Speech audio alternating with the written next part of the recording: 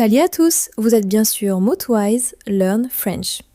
Installez-vous confortablement, prenez un grand verre d'eau bien fraîche. Aujourd'hui, on s'attaque à un sujet brûlant, au sens propre comme au sens figuré.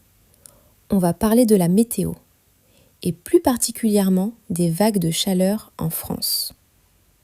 Oui, on s'est posé une question existentielle. Comment font les Français pour survivre à la canicule sans climatisation? Parce que oui, la clim est ultra rare dans les logements en France. C'est un choc pour beaucoup de monde. Et pour décoder ces techniques de survie estivale avec moi, j'accueille Léo, notre expert du système D. Salut Léo, tu as chaud? Salut Alice, salut tout le monde. Oh là là, oui, on transpire rien qu'en parlant du sujet. C'est une grande surprise pour beaucoup d'étrangers qui s'installent ici. En France, la climatisation chez les particuliers, c'est presque inexistant. On considère ça comme trop gourmand en énergie. Ce n'est pas très écologique. Et puis, historiquement, les étés n'étaient pas si étouffants avant. Mais aujourd'hui, avec le changement climatique, la canicule est devenue un véritable rituel de l'été. Alors, on a dû s'adapter. On a développé de vraies techniques ancestrales pour garder nos maisons fraîches. C'est tout un art, une vraie science du quotidien. C'est totalement vrai. Commençons par la règle numéro 1. C'est le secret absolu de tout Français en été. La gestion des volets. À l'étranger, on aime garder les fenêtres grandes ouvertes. On veut voir la lumière du jour. On veut faire entrer le soleil. En France, c'est tout l'inverse. Dès que le soleil commence à taper, on barricade tout. C'est automatique. On ferme les fenêtres, on baisse les volets en bois ou en plastique, ou alors on tire des rideaux occultants très épais. On fait ça dès 8 heures du matin, juste avant que la chaleur extérieure n'augmente. Ah, le fameux mode vampire. C'est indispensable pour survivre. Si tu laisses tes fenêtres ouvertes l'après-midi, tu fais une grosse erreur. Tu fais entrer de l'air à 35 degrés Celsius ou 40 degrés Celsius directement dans ton salon. C'est l'erreur classique du débutant. Donc, on vit volontairement dans le noir total pendant la journée. On allume des petites lampes si besoin. On ouvre grand les fenêtres qu'à la nuit tombée. Ou alors très tôt le matin, vers 5 ou 6 heures. C'est le moment où l'air extérieur se rafraîchit enfin. On appelle ça créer un courant d'air ou faire des courants d'air. On fait circuler le vent frais de minuit à l'aube pour refroidir la structure de la maison. Les murs absorbent la fraîcheur pour la journée suivante. C'est une technique hyper simple, mais tellement efficace. Une fois qu'on a pris le coup de main, on gagne de précieux degrés à l'intérieur. C'est gratuit et écologique. Les amis qui nous écoutez, on a une question pour vous. On est super curieux de savoir comment ça se passe chez vous pendant les fortes chaleurs. Vous avez la climatisation partout, à la maison et au bureau? Ou vous utilisez aussi des astuces naturelles, comme les volets fermés? Dites-le nous dans les commentaires juste en dessous. On adore comparer nos modes de vie. Et si vous aimez nos discussions fraîches et spontanées, laissez un pouce bleu. Ça aide énormément la chaîne Motwise à grandir et à toucher plus de monde. Oh oui, un grand merci pour vos likes. Ça nous rafraîchit le cœur immédiatement. Alors Alice, après la gestion de la maison, parlons d'un autre point crucial, l'alimentation. En hiver, on adore les plats chauds, consistants, le fromage fondu, les soupes. Mais en pleine canicule, la cuisine française change du tout au tout. Allumer son four à 200 degrés Celsius en plein mois de juillet, c'est un crime. C'est interdit par le bon sens. C'est le moyen idéal pour transformer son petit appartement en véritable sauna en 10 minutes. Ah oui, hors de question d'allumer le four ou même les plaques de cuisson. On évite toute source de chaleur inutile. Du coup, le repas officiel de l'été en France, c'est la salade composée. La salade de tomates mozzarella avec un filet d'huile d'olive. Le fameux melon frais avec du jambon cru. Ou alors la salade de riz ou de pâtes avec du thon. C'est frais, c'est léger, c'est rapide à préparer et ça demande zéro cuisson. Et pour s'hydrater, on boit de l'eau. Beaucoup d'eau.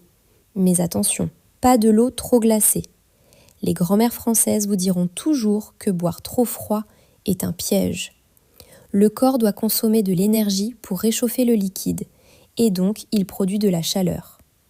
On préfère l'eau à température ambiante. Ou même le thé tiède, comme dans le désert. Nos grands-mères ont toujours raison. C'est scientifique. Une autre astuce très populaire en France, c'est le ventilateur. Puisqu'on n'a pas de climatisation électrique, le ventilateur devient le roi de la maison. C'est l'objet le plus recherché.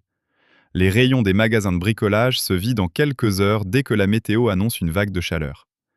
Et il y a une technique secrète très connue des étudiants. On place une bouteille d'eau congelée ou un grand bol plein de glaçons juste devant l'appareil. Le flux d'air passe sur la glace. L'air projeté dans la pièce devient immédiatement beaucoup plus frais, presque froid. C'est notre système de climatisation artisanale fait maison. Le coup de la bouteille congelée devant le ventilo, c'est du génie absolu. Je le fais tout le temps dans ma chambre, ça change mes nuits. Et pour vous qui apprenez le français, sachez une chose importante. La météo est le sujet de conversation numéro 1 en France pendant cette période de l'année. Si vous allez acheter votre pain à la boulangerie, ou si vous croisez votre voisin sur le palier ou dans l'ascenseur, c'est le moment d'en profiter. Dites simplement avec un petit soupir « Quelle chaleur aujourd'hui !» ou alors « On étouffe !» Vous allez déclencher une discussion de 10 minutes à coup sûr. Les Français adorent se plaindre de la météo. C'est le meilleur moyen de pratiquer votre oral de manière totalement naturelle et amicale. C'est le brise-glace parfait, c'est le cas de le dire. Il ne faut pas chercher à faire des phrases compliquées avec du vocabulaire technique. La vraie complicité humaine se crée dans le partage de ces petits moments ordinaires du quotidien. On souffre tous ensemble de la chaleur, alors on en parle. Soyez patient avec votre apprentissage de la langue, comme avec la météo d'ailleurs. La fraîcheur finit toujours par revenir un jour ou l'autre avec un bon orage d'été. Ayez une confiance totale en vous, vous faites des progrès immenses chaque jour en nous écoutant. C'est une très belle philosophie de vie, Léo. Rester calme et attendre l'orage. En parlant de langage et d'expression populaire, j'ai une question amusante pour toi. Quel est le mot d'argot ou la formule familière incontournable que les Français utilisent absolument tout le temps quand le thermomètre explose?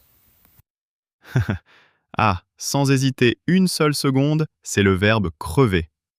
On dit tout le temps « on crève de chaud ». Ça veut dire littéralement mourir de chaud, mais d'une façon très imagée et familière. On utilise cette expression partout. Au bureau avec les collègues, entre amis à l'apéro ou en famille le soir. C'est l'expression parfaite. Elle permet d'exprimer toute l'intensité de la canicule avec cette petite touche d'exagération dramatique qu'on aime tant en France. On adore rendre les choses un peu théâtrales. J'adore. On crève de chaud, c'est tellement expressif et tellement vrai en ce moment. Un immense merci Léo pour ce guide de survie estivale et pour ces expressions super utiles pour nos auditeurs. En tout cas les amis, si vous voulez continuer à découvrir la vraie culture française, sans filtre, de manière décontractée et toujours avec le sourire, vous êtes exactement au bon endroit. Rejoignez notre communauté, abonnez-vous vite à la chaîne Motwise Learn French et surtout, pensez à activer la petite cloche de notification pour ne rater aucune de nos prochaines discussions spontanées sur le canapé. Et si vous voulez savoir comment on gère la chaleur, le froid ou les tracas du quotidien dans d'autres pays du monde, ou si vous voulez simplement booster vos compétences globales en langue, allez faire un tour sur nos chaînes sœurs. L'équipe est super sympa. On a la chaîne Motwise Learn English pour perfectionner votre anglais avec la même bonne humeur. Et on a aussi Motwise Learn Spanish pour ajouter encore un peu plus de soleil et de dynamisme à vos révisions quotidiennes. Il y en a vraiment pour tous les goûts et tous les niveaux, alors profitez-en, l'accès est totalement libre. C'est l'équipe idéale pour avancer ensemble et s'ouvrir au monde. Merci encore 1000 fois de nous avoir suivis avec autant d'attention aujourd'hui. Prenez grand soin de vous pendant ces journées chaudes. Restez bien à l'ombre, au frais. Buvez beaucoup d'eau à température ambiante.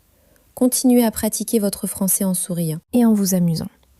Et on se retrouve très très vite pour un prochain épisode, plein de surprises et de bonne humeur.